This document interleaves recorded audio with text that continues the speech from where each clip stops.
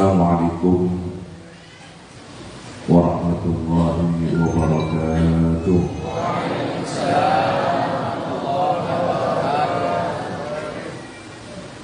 Bismillahirrahmanirrahim. Masyaallah, la yasuqul khaira illallah. Bismillahirrahmanirrahim. Masyaallah, la yasrifus su'a illallah. Bismillahirrahmanirrahim. Masyaallah, ma kana min ni'matin faminallah. Bismillahirrahmanirrahim. Masyaallah, la haula wa la quwwata illa billahil aliyyil azim. Alhamdulillahi rabbil alamin, hamdan nashkuruhu bil lisan wa nashkuruhu bil janan wa nashkuruhu bil arkan. Hiya thalathatun tukmilu syukral insan. Allahumma salli ala sayyidina Muhammad al-fatih lima ughliq wal khatim lima sabaq, nasiril haqqi bil haqq wal hadi ila siratikal mustaqim, wa ala alihi wa sahbihi haqqa qadrihi wa miqdarihi al-azim. Amma ba'du. Para tokoh agama, tokoh masyarakat, para penggerak, para pengamal Ratibul Haddad yang tergabung dalam forum silaturahim masyarakat, forum silaturahim Majelis Zikir Ratibul Haddad masyarakat muslim baru. Hafizakumullah jami'an. Semoga kita senantiasa dijaga oleh Allah. Zahir dan batin kita senantiasa dijaga oleh Allah. Hidup kita diberkahi oleh Allah dan dianugerahi husnul khatimah.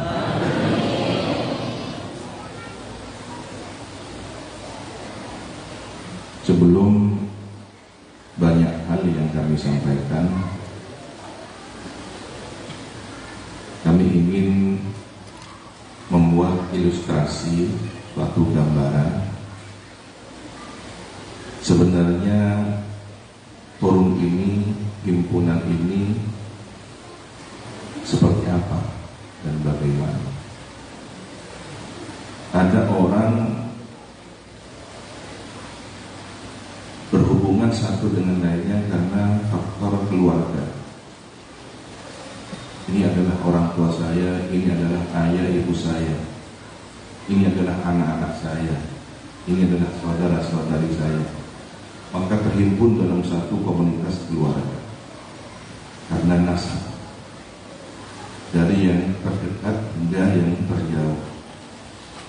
Ada yang terhimpun karena batas teritorial, satu RW, satu RT, satu desa, dan seterusnya, satu pulau. Ada yang diikat dengan ikatan agama, sama-sama Islam, Muslim, maka bersaudara dalam ukhuwah Islamiyah, ukhuwah i'tiqadiyah, akidahnya sama, akidah Ahlussunnah wal Jamaah. Ada yang dihimpun oleh faktor organisasi, ada yang dihimpun oleh faktor pesantren, sama-sama alumni dari suatu pesantren, dan begitu seterusnya. Ketika kita sepakat dan memilih bahwa kita berada dalam satu himpunan forum silaturahim Majelis Zikir Ratibul Haddad masyarakat muslim Bali, berarti di situ ada penisbatan, ada idiom forum, berarti himpunan. Kita sedang berada dalam satu komunitas silaturahim, berangkat dari semangat silatul arham yang terbangun sejak di alam roh, bahwa kita pernah bertemu di alam roh al-arwahu junudun mujannada. Sabda Nabi, roh ini dulu pernah berhimpun-himpun seperti pasukan tentara, ada kompi, batalion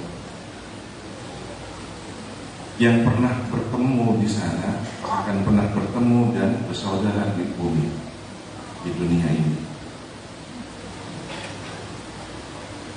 Kalau dulunya bertemu dan berhimpun dengan orang-orang baik, maka rohnya di dunia akan bertemu berhimpun dengan orang-orang baik.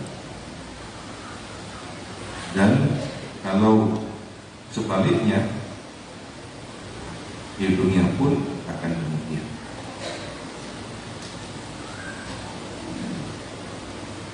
Jadi silaturahim ini menyemangati bahwa kita dahulu pernah berhimpun dalam arwah. Tetapi yang kita harapkan berhimpunnya dalam kelompok apa? Majelis dzikir, Ratibul Hadad. Apa Ratibul Hadad? Di situ ada lafzul jalalah Allah, ada la ilaha illallah, ada Muhammadur Rasulullah, ada asma dari nama-nama Allah yang berikan, ada istighfar, dan ada beberapa bantuan doa. Berarti kita berhimpun dalam zikir la ilaha illallah. Bukankah salah satu ciri khas Ratibul Hadad adalah mengulang bacaan la ilaha illallah dua kali dalam satu nafas? La ilaha illallah, la ilaha illallah, la ilaha illallah, la ilaha illallah, dan begitu seterusnya. Tidak boleh dibaca la ilaha illallah, la ilaha illallah, la ilaha illallah, la ilaha illallah tanpa nafas. Kenapa? Rahasia penyusun Ratibul Hadad terletak pada penggabungan dua lafaz tersebut, dan ini tidak ditemukan pada ratib yang lain. Ratibul Aqas beda, 4. La ilaha illallah, la ilaha illallah, la ilaha illallah, la ilaha illallah, la ilaha illallah, la ilaha illallah, la ilaha illallah, la ilaha illallah. Rahasia Ratibul Aqas sesuai susunan yang disusun oleh Imam Al-Aqas, Sayyid Umar bin Abdurrahman Al-Aqas, adalah 4, satu nafas. Sedangkan Ratibul Hadad 2, la ilaha illallah, la ilaha illallah, satu nafas. Pasti ada rahasianya, seperti kancing baju. Ketika kancing baju ini dua sisi yang dipadukan, maka tertutup. La ilaha illallah, la ilaha illallah, mantepannya. Di antara dua itu ada sir rahasia terkabulnya doa, bersatunya keinginan, dan seterusnya. Berarti kita berada dalam ruhani sir rahasia la ilaha illallah, la ilaha illallah. Ini yang harus menyemangati kita. Sedangkan zikir itu adalah cahaya, dan cahaya itu adalah hal yang sangat suci, sakral, tidak bisa terkotori oleh niat yang tidak baik. Maka sudah seharusnya pengamal Ratibul Hadad senantiasa berusaha belajar ikhlas.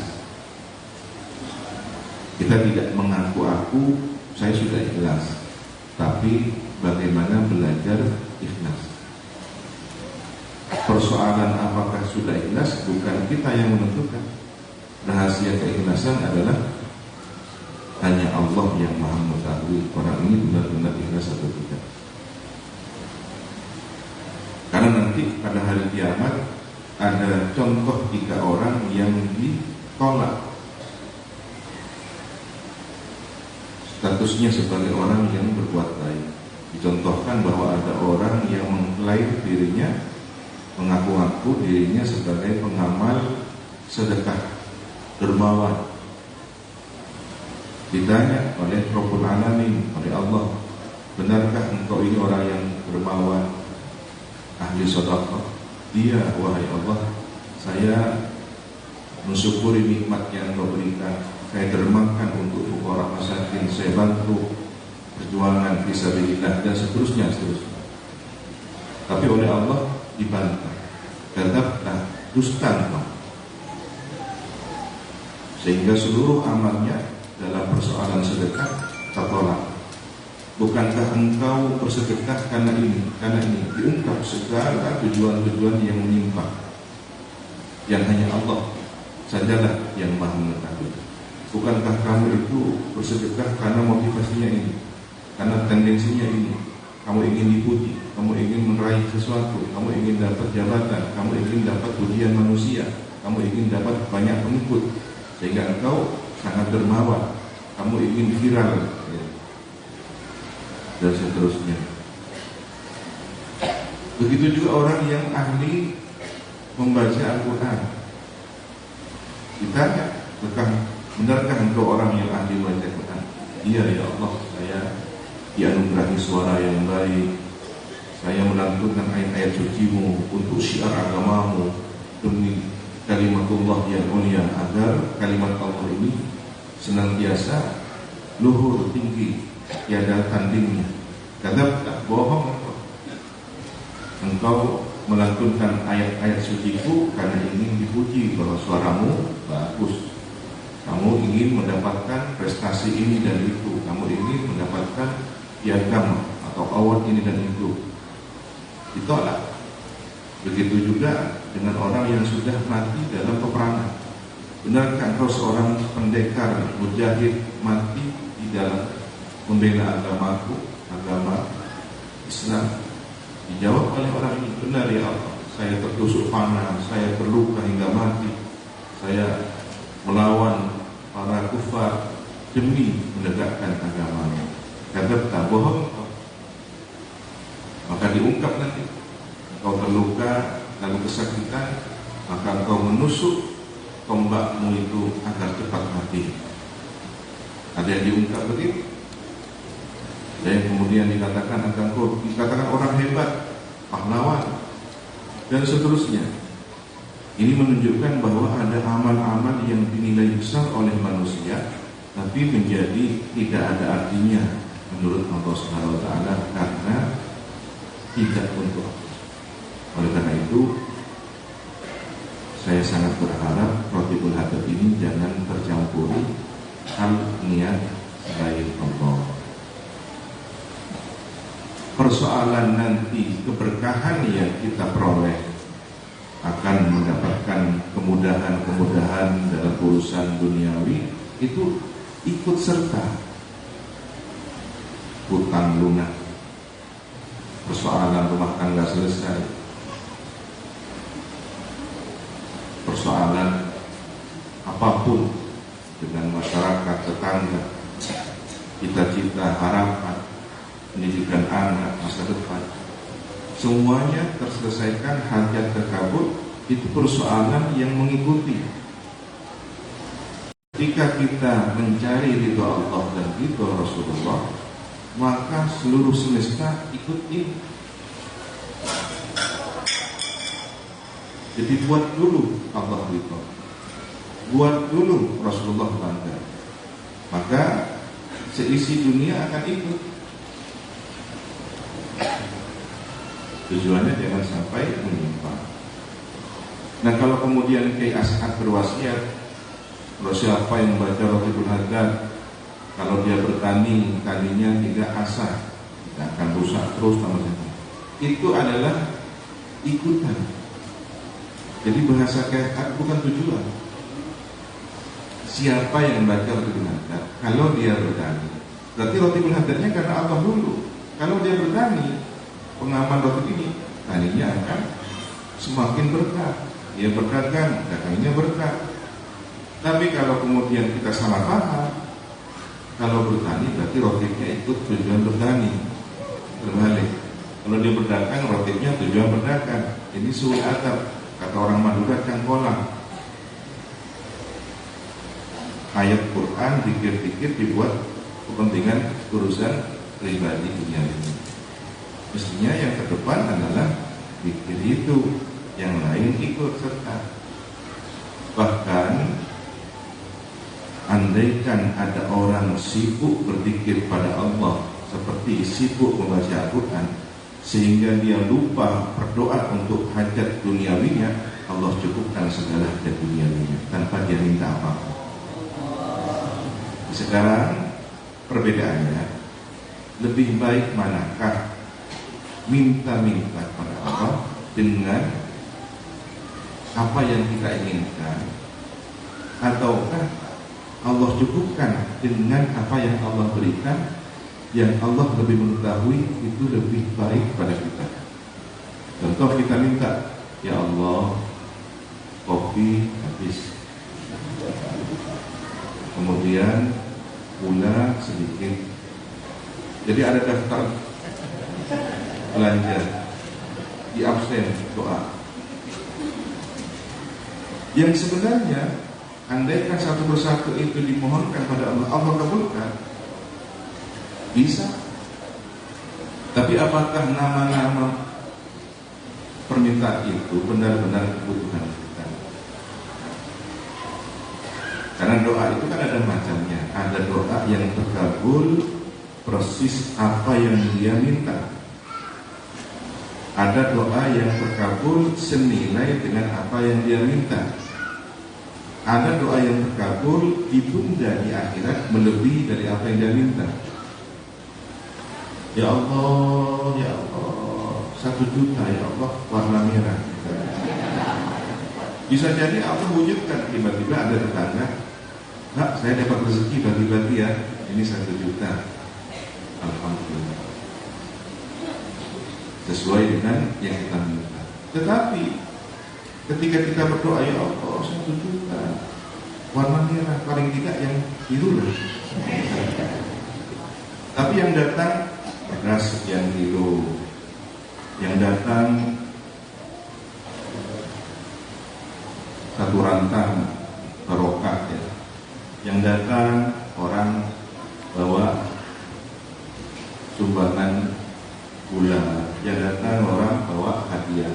Andaikan di total 1 juta kan gitu, tapi dalam wujud barang, tanpa kita sadar bahwa itu adalah doa yang terkabul, tapi senilai. Ada yang tidak Allah kabulkan di dunia, tapi nanti di akhirat dengan kelebihan yang melimpah menjauhi kenikmatan dunia. Dan memang ada yang keempat yang Allah tidak kabulkan karena kondisi orang yang berdoa itu bermasalah. Sumber rezekinya yang dia makan haram, minumannya yang dia minum haram, pakaiannya haram. Ketika berdoa sampai menangis-nangis dalam kondisi kusut, kondisi sudah begitu menunjukkan orang yang sangat butuh, tetap tidak dikabulkan oleh Allah karena ada penghalang dalam dirinya. Nah, ini yang harus kita koreksi. Rotibul hadar kita, apakah sudah lahir dari lisan yang bersih, hati yang bersih, sumber makanan kita yang bersih, sehingga energi yang kita gunakan untuk berdoa itu benar-benar bersih ataukah belum? Saya bagaimana? Saya masih melakukan hal yang tidak baik. Apakah saya berhenti saja tidak mengamalkan rotibul hadar? Mengamalkan saja masih butuh proses, apalagi tidak mengamalkan. Jadi beribadah dulu lah. Seperti halnya orang, saya ini kotor, hidup saya ini tidak baik, apa sebaiknya saya tidak usah sholat saja. Katanya orang sholat itu harus orang yang begini, jadi sholat saja dulu. Karena kalau tidak sholat semakin jauh. Sebagian ulama memahami wa'bud rabbaka hatta ya'tiyakal yaqin, itu beribadah dulu sampai datang keyakinan. Berproses dulu, nanti kemudian sampai pada puncak yang terbaik. Yang tidak berzikir saja semakin jauh, ya. Maka berpikir saja pelan-pelan untuk semakin ingat pada Allah. Jadi jangan pernah meremehkan zikir yang kita baca. Kemudian semangat kita juga adalah semangat sabda Nabi, man sanna sunnatan hasanatan falahu, maka orang ini memperoleh pahala. Orang yang membacanya, mengamalkannya pahala, dan orang yang memberi contoh juga dapat pahala sebagaimana pahala orang yang mengamalkannya. Kalau satu kebaikan dibalas 10 kali kebaikan. Anda mengajak 3 orang, maka 30 kebaikan ini kembali pada diri Anda. Dan orang ini kemudian mengajak lagi, setiap orang ada 3 orang, berarti sudah 9 orang kali kan begitu. Dan kelipatan itu terus. Inilah bisnis akhirat yang sesungguhnya. Inilah apa? Multi level marketing yang sebenarnya. Kita dengan tenaga kita, dengan amal ibadah kita, dengan kesolehan kita mencoba melamar surga Allah. Memang benar surga Allah itu tidak bisa dibeli dengan amal ibadah kita, karena nggak cukup, terlalu mahal. Orang masuk surga karena rahmat Allah. Iya, bahkan Nabi pun masuk surga karena rahmat Allah. Lalu apa pentingnya amal soleh? Ada level surga yang disesuaikan dengan amal soleh. Tetap penting. Orang yang semakin banyak amal solehnya, maka surganya semakin tinggi. Oleh karena itu, teruslah mengajak kebaikan, teruslah sebabkan qat'ul hadat dengan semangat tadi, bahwa kita ini berharap ada amal jariah. Kalau kita hanya beramal dengan amal kita sendiri, usia kita pendek, bacaan kita terbatas, waktu kita pun terbatas. Tetapi ketika mengajak orang lain dan orang lain mengamalkan apa yang kita ajak, maka kebaikannya kembali pada kita berlipat-lipat. Bahkan Ratibul Haddad ini yang kemudian bisa Allah turunkan rahmat kepada satu penduduk, suatu negeri aman, tentram, sejahtera karena dibacakan Ratibul Haddad. Berlomba-lomba dengan kelompok ahli maksiat, ya. Allah akan menunda menurunkan azabnya. Allah akan menunda menurunkan bencana karena melihat persentase orang baiknya lebih banyak daripada orang buruk.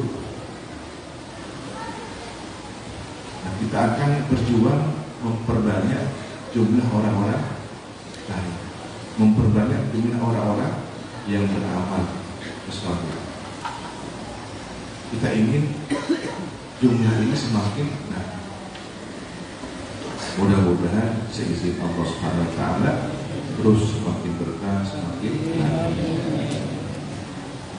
Nah, setiap rasa aman, damai, tentram yang dirasakan oleh penduduk negeri setempat, berkah dari bacaan zikir yang dia baca, baik itu Ratibul Haddad ataupun yang lainnya, maka kebaikan orang-orang itu menjadi tambahan amal. Sekarang kalau penduduk Indonesia berapa? 250 juta, 200 sekian puluh juta. Seandainya berkah dari Ratibul Haddad, negeri ini aman dan tentram dijaga oleh Allah, maka setiap jiwa itu memberikan pahala pada pengamal Ratibul Haddad. Ini kekayaan yang tersebut yang tidak kita sadar. Bahkan kita duduk hari ini sadar atau tidak sadar, mengetahui atau tidak mengetahui, Rasulullah sudah menyampaikan, jika jenazah qaumun, apabila satu kaum duduk di satu majelis, yusalluna alayya, baca sholawat kepadaku, maka malaikat hafat alaihimul malaikah, malaikat akan berbondong-bondong, berduyun-duyun menghimpun majelis itu, ikut meliputi majelis itu dari bawah kaki orang yang hadir sampai ke langit yang tertinggi, ananas sama. Namun sayangnya kita tidak bisa melihat malaikat. Di sini ada cahaya, karena malaikat adalah cahaya. Apa tugas mereka? Memegang kertas dari bahan perak, ini kertas termahal. Yang kita tahu kertas berbahan dasar pepohonan dari kulit kayu atau dari getah pohon. Kemudian memegang pena dari emas, jadi tinta emas, yang menuliskan bacaan sholawat orang yang hadir di majlis tersebut. Kita sudah tahu zikir, ketika majlis ini dimulai dengan zikir, tadi sudah dimulai dengan zikir. Futihat abwaabus sama, terbuka pintu-pintu langit, dan pada saat itulah terkabul doa. Sadar atau tidak, hari ini, detik-detik ini sedang terbuka langit dan sedang terkabul doa. Maka jangan sia-siakan. Seluruh hajat baik kita dikabul oleh Allah. Kemudian malaikat wayaquluna berkata, zidu, ayo tambah bacaan sholawatnya. Zadakumullah, Allah tambahkan pahala kebaikan.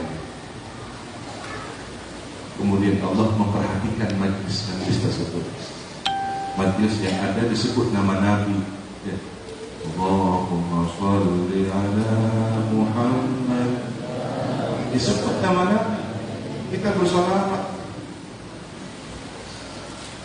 Maka Allah memperhatikan majlis ini. Kalau sudah diperhatikan oleh Allah, rahmat Allah turun, maghfirah Allah turun, maka kita keluar dari majlis ini mendapatkan rahmat Allah dan mendapat ampunan Allah. Sampai selesai, malaikat pun selesai. Ketika nanti kita sudah bubar dari majelis, malaikat pun akan mencari dari majelis-majelis yang lain. Dan jangan pernah meremehkan satu zikir pun, jangan pernah meremehkan satu sholawat pun. Ingat sabda Nabi, Ra'aitul barihata ajaban, semalam aku melihat peristiwa yang ajaib, mengherankan. Apa yang dilihat Nabi? Rajulan min ummati, ada seorang dari umatku sedang berjalan di as-sirat, titian yang terbentang di atas neraka, yang sangat tajam, sangat tipis. Andaikan logika manusia melihat peristiwa itu, orang yang paling pandai berakrobat, seorang pemain sirkus pun tidak akan mampu melintasi as-sirat. Keseimbangan manapun yang bisa dilakukan tidak berfungsi lagi kemampuan.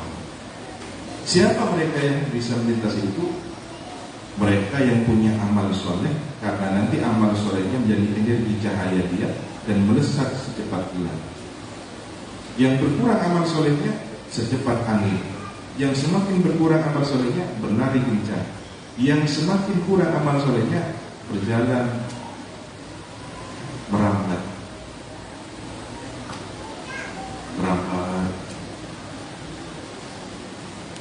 Karena melihat ke bawah neraka, bergelantungan, bahkan ada yang nyaris jatuh terpleset. Nah, saat itulah tiba-tiba Rasulullah melihat ada cahaya sholawat menggarit tangan orang ini dan diberdirikan. Di sholawat ini kemudian seperti sosok yang bisa membantu. Sholawat ini berwujud seperti cahaya yang kemudian bergerak, sehingga orang tersebut tidak jatuh ke dalam neraka.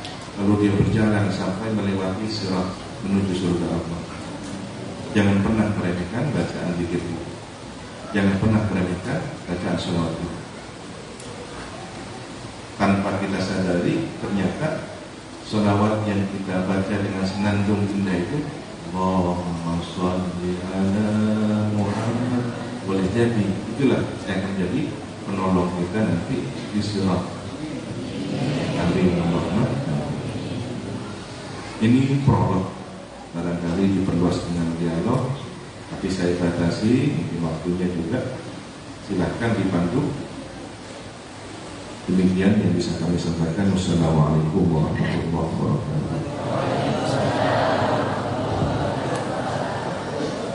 Terima kasih disampaikan. Sekali lagi, insya Allah yang kami ketahui, beliau Kiai Haji Raden Ahmad Ibrahim ini kesibukannya sangat luar biasa. Akan tetapi, insya Allah demi kita, demi masyarakat Muslim Bali, demi kebaikan kita bersama, demi kebaikan Nahdlatul Ulama, demi kebaikan bangsa, beliau berkenan untuk berada di tengah-tengah kita, dan secara formal, secara resmi beliau mengundang kita semua. Terima kasih kepada hadirin yang sudah berkesempatan hadir. Walaupun Kiai, mohon maaf Kiai, ada 3 kejadian yang sudah Allah atur. Yang pertama, salah satu sahabat kami sudah berangkat ke Gilimanuk dari Karangasem Ujung, akan tetapi mendengar kabar ayahnya wafat, sehingga dari Gilimanuk kembali.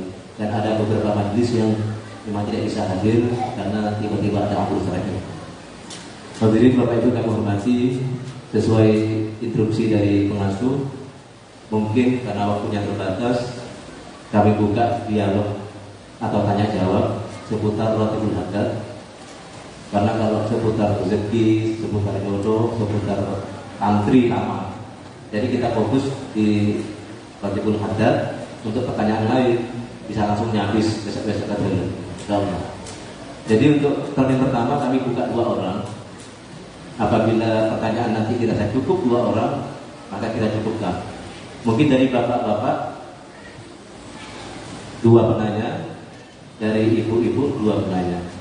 Yang pertama Ustaz Kastor, utusan dari Kawarikul Anwar. Nama Ratibul Haddadnya diberikan oleh Kiai pada tahun 2014 di Denpasar. Kemudian Ustaz Jailani, insya Allah nama Ratibul Haddadnya juga diberikan oleh Kiai Tabarukan Tasjiyatun Nufus dari Gedugul. Kemudian dari Muslimah Ibu Hajah Rohimah, suami dari istri dari Haji Hakim dari Kampung Jawa Denpasar. Yang selanjutnya saya tidak kenal, mic-nya nanti diberikan. Baik Bapak Ibu yang menghormati, Kastor dilanjut dengan Mas Jai, dipersilakan. Yang singkat silakan berdiri agar dilihat oleh jamaah yang lainnya. Singkat dan jelas. Assalamualaikum warahmatullahi taala wabarakatuh. Perkenalkan, nama saya Kiai Kastori Sabit Aksandia dari Majelis Ratibul Haddad Syariful Anwar. Ada beberapa hal yang ingin kami sampaikan, Kiai. Pertama, saya menyampaikan jazakumullah khairan kepada Kiai Haji Ibrahimi, yang mana kami telah diperkenankan atau diizinkan untuk bergabung dengan Ratibul Haddad versi Sukorejo. Kenapa hal ini sampaikan Kiai? Karena saya ini bukan alumni, tapi pernah tercatat sebagai wali santri. Dan juga kami sampaikan kepada Kiai bahwa di Syariful Anwar ini dari 35 jamaah, insya Allah cuma 4 orang alumninya. Bahkan ada 2 minggu yang lalu ada yang alumni menyatakan diri mundur atau berhenti dari Ratibul Haddad. Terus ada salah satu teman yang berkomentar, dia dibilang sombong dan bla bla bla karena dia tidak pamit dan tidak ngasih tahu. Terus saya bilang sama teman, tidak apa-apa, dia keluar hari ini, bulan ini, tahun ini. Mungkin bisa tahun depan atau bulan depan dia bisa masuk. Yang saya takutnya Ratibul Haddadnya itu yang tidak mau sama dia. Kalau dia yang tidak mau, bisa tahun datang bisa masuk kembali, bulan datang bisa masuk kembali. Tapi kalau Ratibul Haddadnya yang tidak mau sampai kapanpun, tidak akan bisa pernah masuk. Nah, pernyataan saya ini apakah logis, Kiai? Terus selanjutnya saya mohon doa kepada Kiai karena kami yang notabene-nya bukan alumni, agar kami bisa istiqomah dalam menjalankan Ratibul Haddad dan bisa beristiqomah menjadikan masyarakat senang kepada Ratibul Haddad dan memasyarakatkan Ratibul Haddad. Terus selanjutnya Kiai, ini yang terakhir. Karena Ratibul Haddad di Bali itu ada sekitar 115 titik. Kami mohon agar dibentuk kepengurusan provinsi dan ketuanya nikah campur nanti, dan ketuanya bisa ditunjuk langsung oleh Kiai. Dan juga ini yang paling terakhir, kami mohon kepada Kiai, pertemuan semacam ini bisa dijadikan agenda setiap tahunnya. Terima kasih. Wassalamualaikum warahmatullahi wabarakatuh.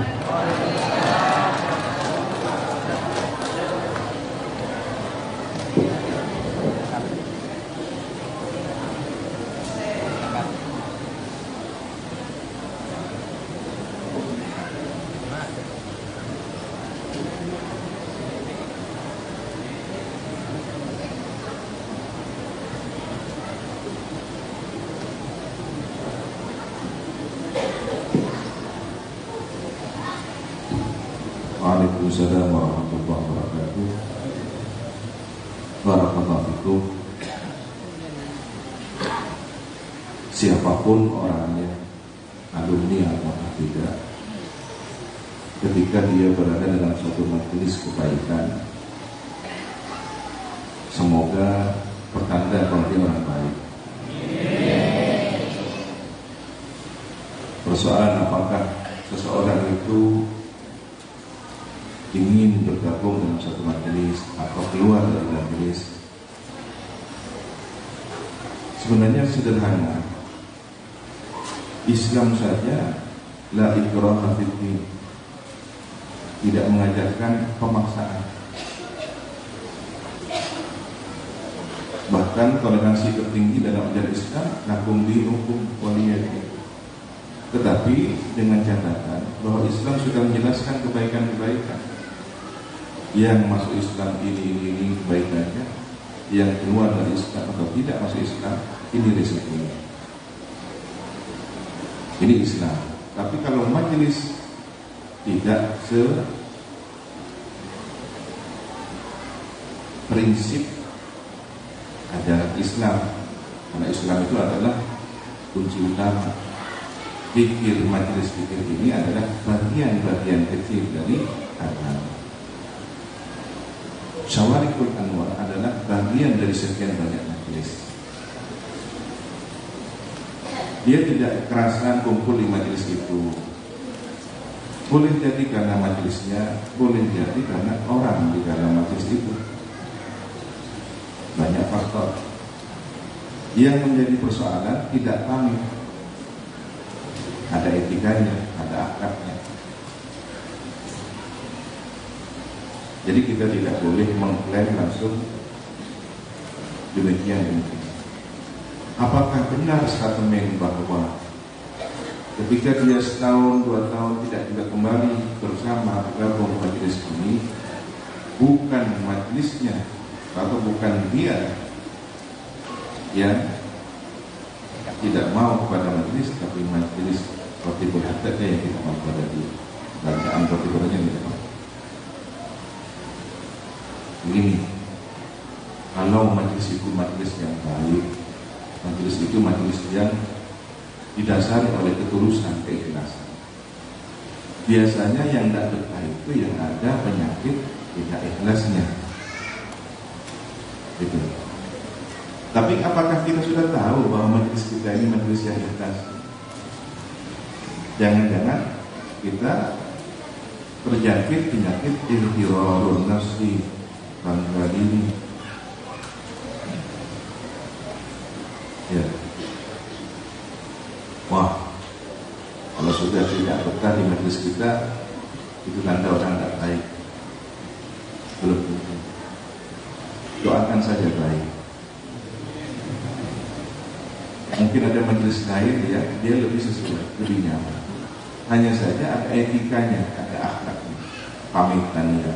Ketika dia akan masuk pamitan, ketika dia berhenti pamitan. Banyak faktor. Tidak hanya karena persoalan majelis zikir. Yang kami temukan beberapa kejadian. Dia tidak suka kepada pimpinan majelis. Kemudian dia pamit atau tidak pamit keluar dari majelis.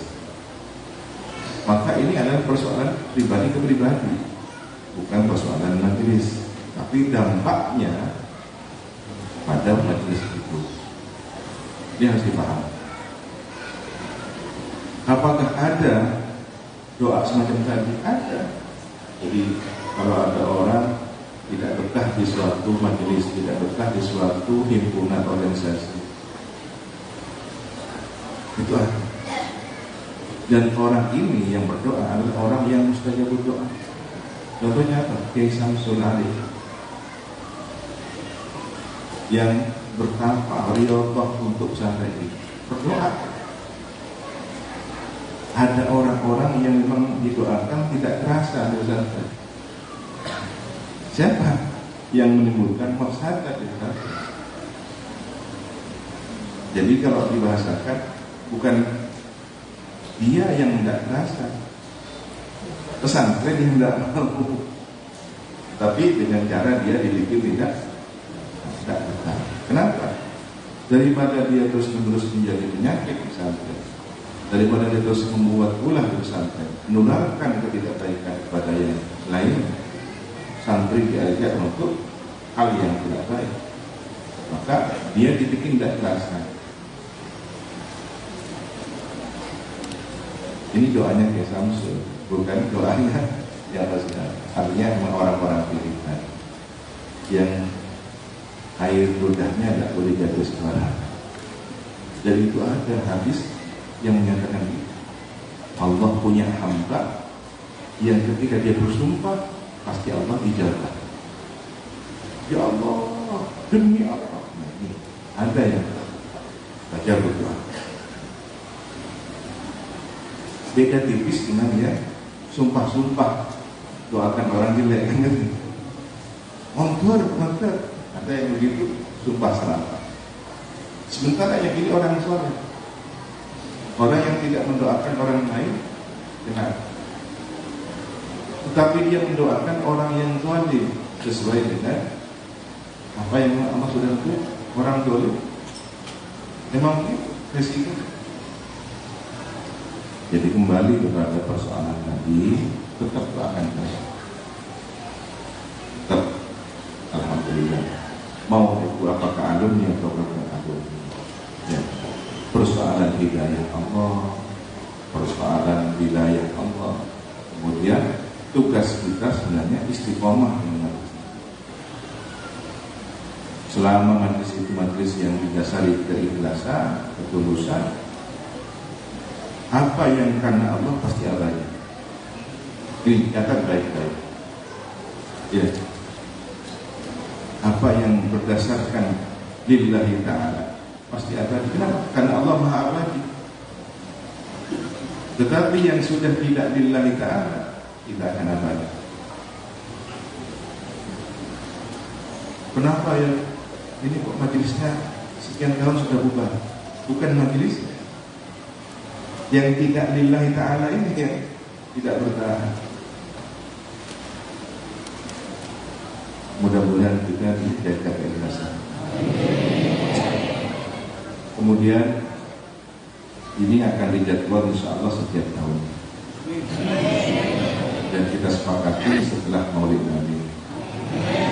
Dengan harapan panjenengan bisa hadir Maulid sekaligus besoknya bersilaturahmi.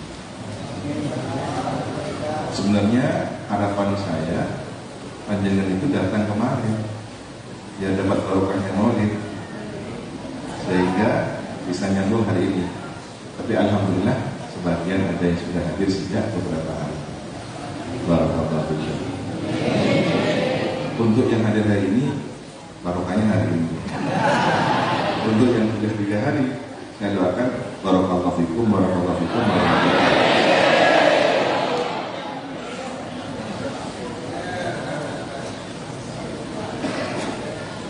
Begini saja, agar tidak ada klaim suatu kelompok, suatu majelis, di forum ini saya berdoa kepada Allah, siapapun yang menyalahgunakan majelis ini di setiap majelis-majelisnya, tidak karena Allah, mudah-mudahan dia tidak kerasa. Dia yang tidak kerasa, jangan bubar majelisnya, cukup 1 orang ini aja yang tidak kerasa. Amin, Bapak. Emang kan orang sudah kumpul 7 orang, sudah kumpul 10 orang, gara-gara satu penyakit mau dibubarkan semua.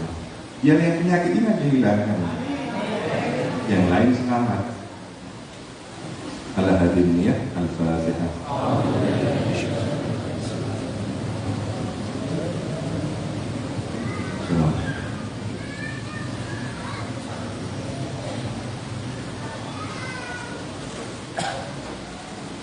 Yang lain-lain saya kira itu masukan ya. Yang berikut untuk penunjukan struktural, baik nanti akan kita tuju ya. Bismillahirrahmanirrahim. Assalamualaikum warahmatullahi wabarakatuh. Yang saya terjadi, yang saya hormati Masyarakat Pondok Pesantren Salafiyah Syafi'iyah Sukoharjo dan semua jamaah para syafid yang hadir di sini. Mohon maaf sebelumnya karena ada nervous saya ngomong di sini. Mohon maaf Kiai, saya dari Bali, tepatnya di daerah Kedugul. Mungkin Kiai sudah pernah ke sana, dan saya juga di Tazkiyatun Nufus ini sudah hampir tahun 2002 sudah mulai untuk membaca Rotibul Hadad dengan teman-teman dengan merintis. Insyaallah yang saya ingin pengalaman Rotibul Hadad ini juga sebagai benteng daripada Ahlus Sunnah wal Jamaah, daripada paham-paham yang tidak sejalan dengan masyayikh di Ahlus Sunnah wal Jamaah. Dan itu saya alami di kampung kami. Mungkin berkat daripada doa-doa masyayikh kami, dan kita juga istiqomah membaca Rotibul Hadad, dengan izin Allah paham-paham seperti itu bisa kami tangkal sedikit demi sedikit. Namun di sini yang perlu mungkin usulan dari saya, bahwa di setiap majelis di Bali ini itu sudah berjalan mungkin ada seminggu sekali atau sebulan sekali. Mohon kiranya nanti terbentuknya pengurus untuk menghadirkan dai-dai yang menguatkan paham-paham keaswajaan kita, Kiai. Saya juga alumni di sini tahun 99 itu saya 96 saya mondok, 99 saya keluar, cuma 3 tahun di sini. Waktu pertama kali keluar dari sini masih keras ngegas daripada ini santri. Begitu terpengaruh di lingkungan, Kiai, itu sempat juga online dengan paham-paham seperti itu, karena kita tidak punya hujah dan juga amalan waktu itu belum jalan Rotibul Hadad. Akhirnya mungkin dengan izin Allah kita istiqomah di Rotibul Hadad, saya dapat teguran, dan saya juga jadi mungkin saya yakin di sini alumni semua sebagai pejuang di kampungnya, Kiai, untuk menegakkan Ahlus Sunnah wal Jamaah, khususnya yang beralih dengan Pondok Pesantren Salafiyah Syafi'iyah Sukoharjo. Karena banyak kita rasakan di kampung-kampung kita, khususnya di Bali yang sudah minoritas, itu banyak paham-paham yang sudah masuk, Kiai. Dan saya juga merasakan hal itu. Mungkin daerah-daerah lain sudah merasakan.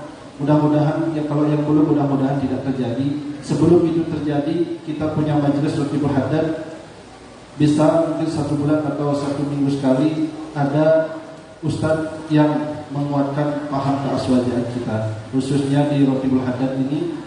dan penggerakannya dari alumni Pondok Pesantren Sukorejo.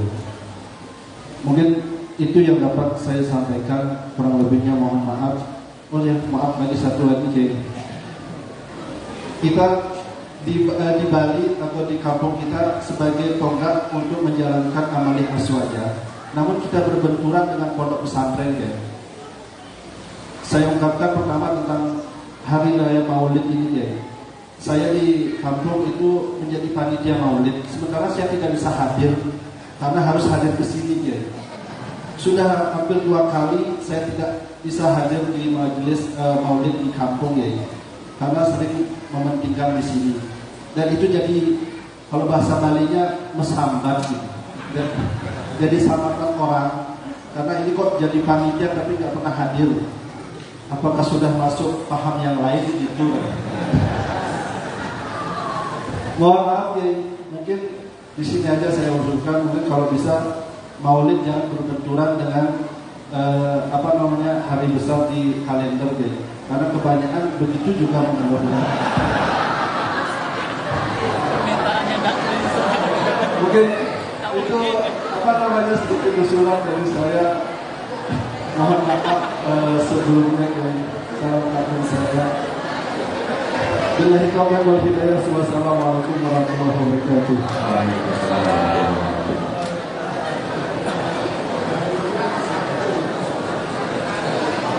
Yang pertama,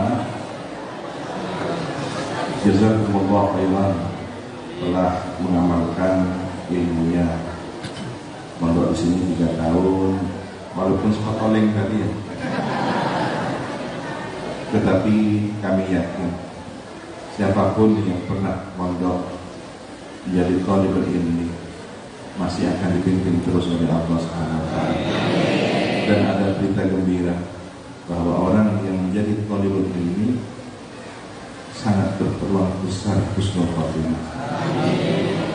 Terus bagaimana dengan yang tidak pernah nyantri? Anda mencintai orang yang mencari ilmu, apalagi menjadi wali santri, itu juga bagian dari mencari ilmu. Dan tahu bahwa keberkahan orang mencari nafkah untuk membiayai orang mencari ilmu, itu doanya orang mencari ilmu menjadi keberkahan rezeki. Nah, mengenai majelis tadi, ya, sudah diatur. Jadi siapa yang akan saya tunjuk untuk menghadiri beberapa majelis sudah. Alhamdulillah sebagian asatidz ada yang hadir di sini, seperti Ibn Hafsiz salah satunya. Jadi ada unsur santri senior, ada unsur keluarga nanti yang akan hadir menyambangi bersilaturahim ke jenengan semua. Nanti dijadwal sesuai dengan jadwal yang telah disepakati. Silakan koordinasi dengan pengurus yang ada. Yang kedua, ketika santri telah pulang ke masyarakat, dipercaya oleh masyarakat, termasuk menjadi panitia hari besar Islam. Sebenarnya, ketika dia harus mengikuti kegiatan di rumah karena suatu tanggung jawab sebagai panitia, itu untuk. Tapi karena tarikan kealumnian yang lebih ingin hadir, maka yang di rumah ditinggalkan. Memang sebaiknya memberitahu, saya tidak bisa hadir karena saya memilih pondok, biar tidak disambati orang, kan gitu. Kalau masih dipaksa, pokoknya sampean, ya resikonya kan gitu. Resikonya sampean menjadikan saya panitia karena saya nanti pasti akan ke pondok. Ya nggak apa-apa sudah. Kalau nggak apa-apa, berarti tugasnya doakan kegiatan di rumah dengan berkah Maulid Nabi di sini. Yang di rumah saya sekali gitu loh. Bukan yang di sini dikalahkan yang di rumah.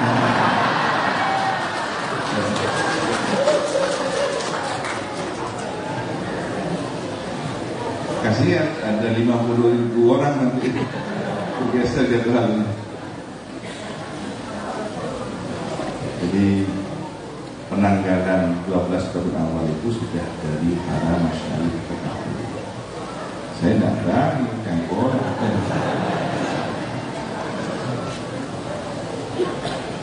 Baik, silakan dari Putri.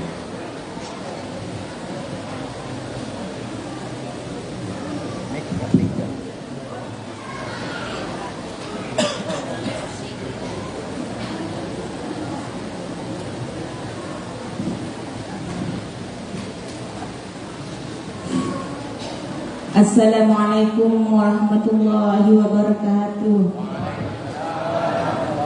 Yang kami muliakan pengasuh Pondok Pesantren Salafiyah Syafi'iyah Sukurjo Al-Mukarram Kiai Haji Raden Ahmad Azaim Ibrahimi Sami'na wa ata'na. Yang kami muliakan Nyai Hajah Nursari As-Ambiyah Fawaid, hadirin hadirat yang kami hormati. Pertanyaan yang pertama Pak Kiai, misalnya saya sudah mengamalkan Radiful Haddad itu setiap hari, terus suatu hari saya tidak bisa membacanya karena ada kesibukan. Kan Radiful Haddad itu panjang Pak Kiai. Pertanyaan saya, apakah ada ringkasan bacaan yang bisa mewakili keseluruhan bacaan Radiful Haddad yang panjang itu, seperti yang pernah disampaikan oleh Buya Arashi? Terus yang kedua, apakah ada waktu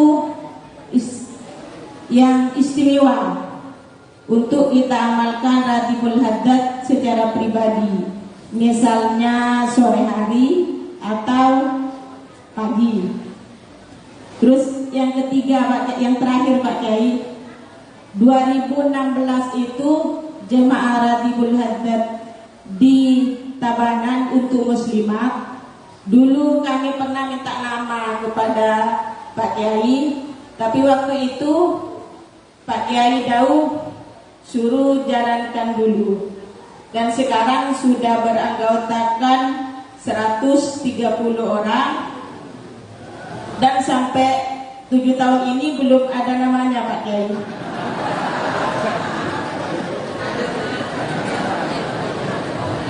Minta lagi.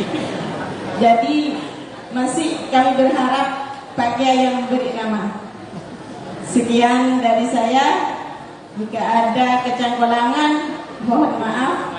Wassalamualaikum warahmatullahi wabarakatuh. Waalaikumsalam warahmatullahi wabarakatuh. Ini jangan-jangan memang ditunggu ya, momentumnya sekarang. Maka disaksikan seluruh yang hadir, majelis itu yang sudah 7 tahun menunggu diberi nama Rahmatul Ummah. Sudah. Pertanyaan yang pertama sudah. Tinggal yang kedua, apakah waktu yang paling afdal? Di Hadramaut, sumber asal dari bacaan Al-Quran ini yang dilakukan oleh Imam Al-Haddad itu pada Isya.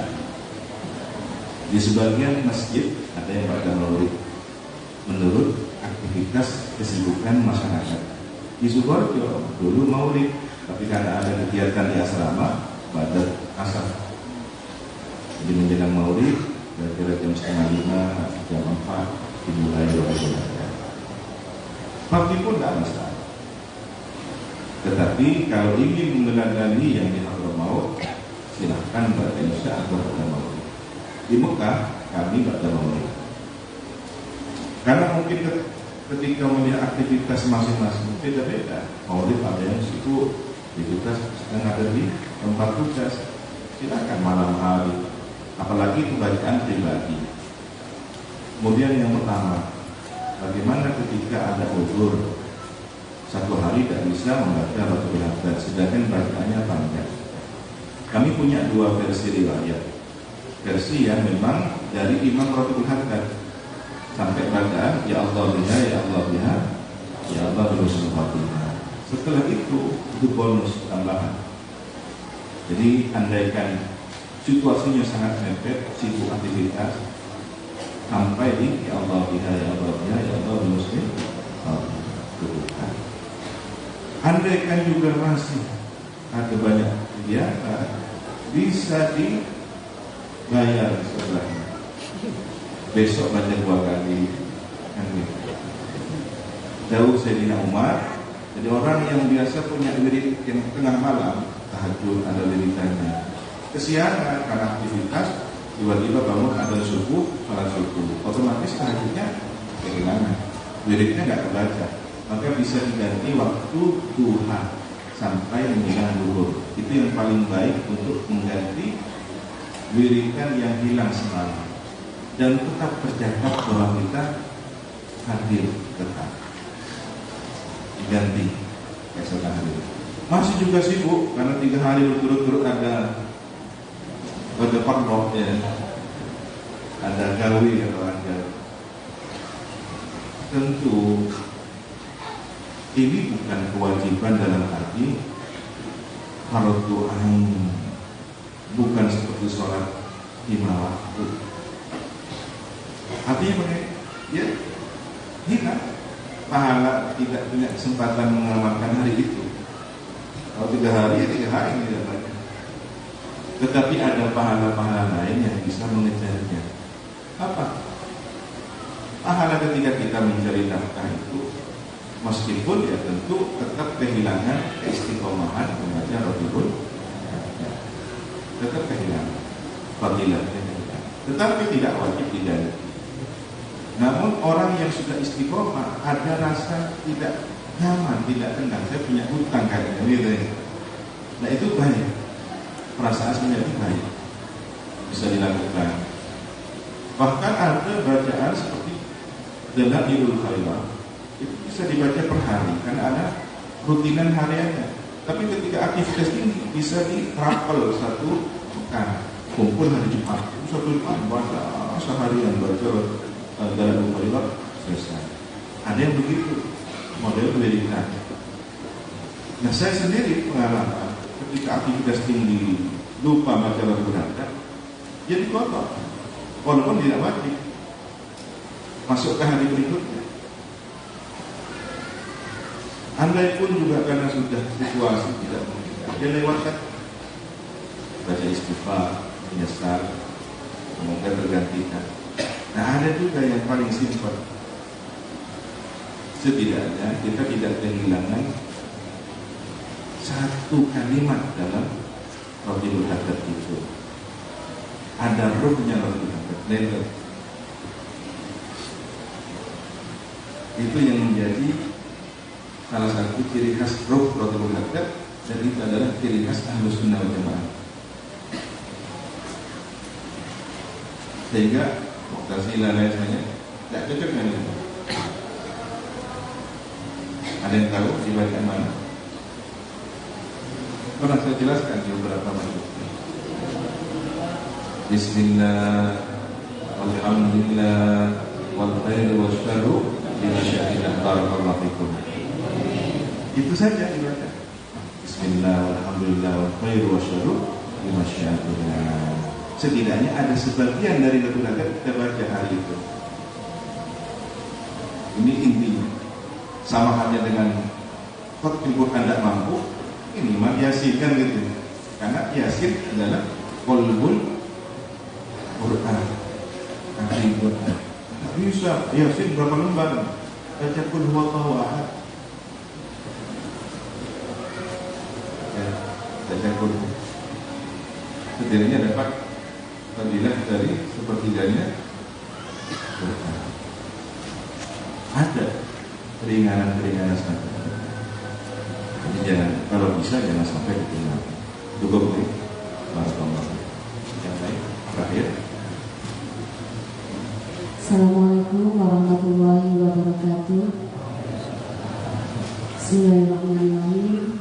Yang kami muliakan Bapak Kiai Haji Raden Ahmad Az-Zain Ibrahimi dan Ibu Nyai Sari As'ali yang kami muliakan.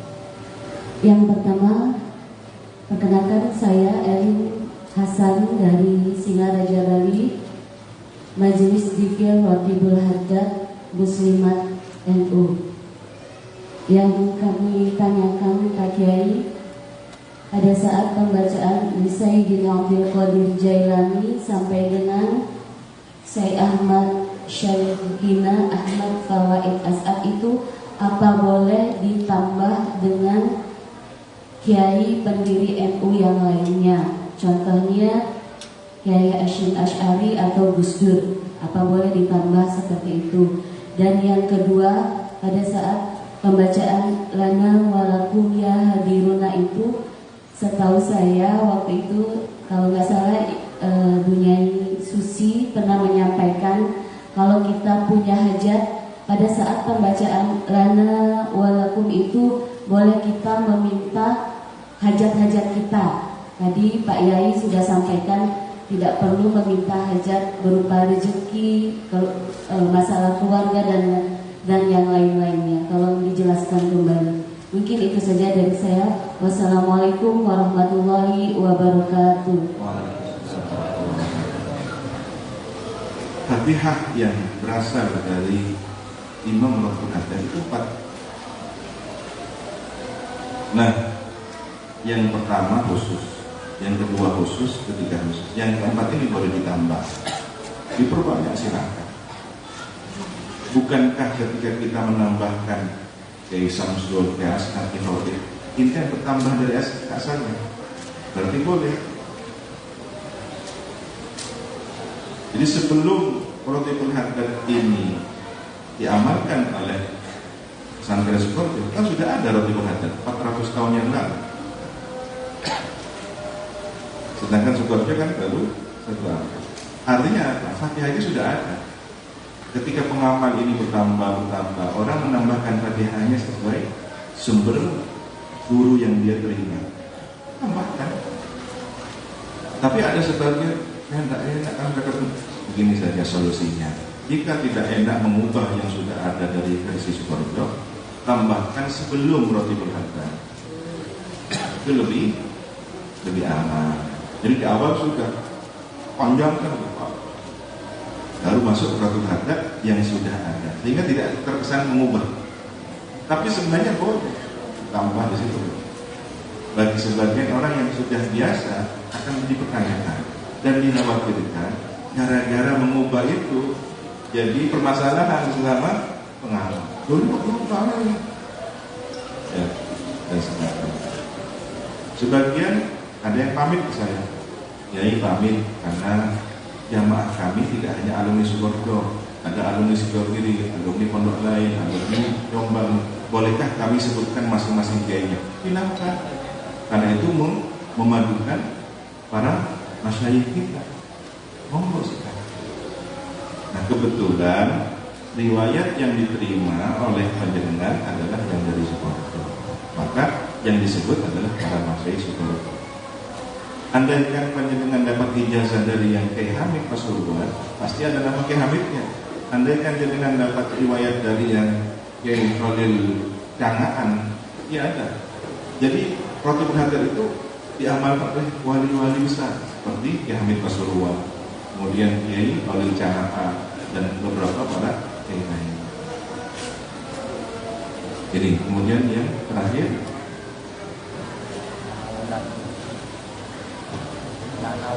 dan walakum, silakan hajatnya apa.